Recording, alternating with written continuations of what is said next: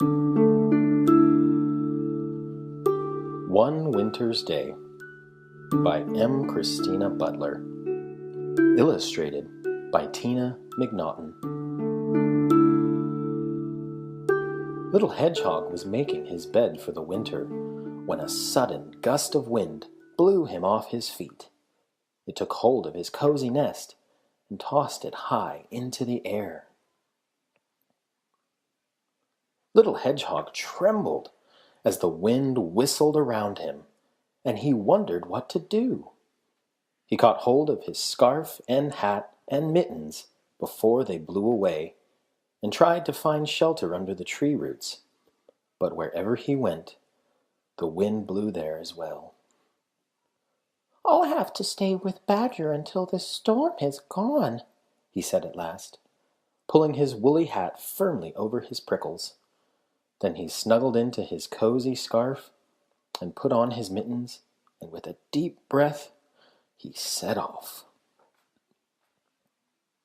The wind was even stronger in the meadow. Leaves swirled here and there, and snowflakes filled the air. Little Hedgehog hadn't gone far when he bumped into a family of field mice, shivering in the long grass. "I've never known such a storm," squeaked Mother Mouse. "The wind has blown our nest far away, and my poor babies are so cold." "My home has been blown away as well," said Little Hedgehog. "I'm on my way to stay with Badger, but I have just the thing to warm you up." And he took off his woolly hat and gave it to the mice. "Oh, lovely, lovely," they squeaked, snuggling down out of the wind.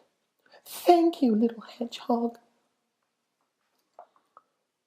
Little Hedgehog tucked his nose inside his scarf and ran along beside the racing river. Otter was on the bank, huffing and puffing on his paws. "Hello, Otter," shouted Little Hedgehog. "What are you doing?" "Oh, hello, Hedgehog," replied Otter. "My fur coat keeps me warm, but my paws are freezing." "Well, here, have these," said Little Hedgehog, giving Otter his mittens. "They should do the trick." "Thank you, Little Hedgehog," said Otter. "These are great. But shouldn't you be at home in this cold weather?" "I have no home any more," said Little Hedgehog, sadly. "The wind has blown it away." And running on, he cried, "I'm going to stay with Badger." By the time Little Hedgehog reached the woods, the snow was getting deeper. On and on he struggled, picking his way between snowdrifts as the wind howled around him. A mother deer and her fawn were sheltering in the bushes. "Oh, Little Hedgehog, why aren't you in your nest in this awful storm?" she asked. So Little Hedgehog told Mother Deer about his nest blowing away. But as he spoke, he saw that the little fawn was shaking with cold. "Here, take this," he said, giving the fawn his scarf. "How kind you are," said Mother Deer. "Thank you, Little Hedgehog." Little Hedgehog pattered on, faster and faster. But just as he finally saw Badger's house at the bottom of the hill, he skidded on the icy path. "Help!" he cried, as he went bumping and bouncing through the snow. Badger was making tea when he heard a big thud outside. "Whatever was that?" he cried, dropping his toast.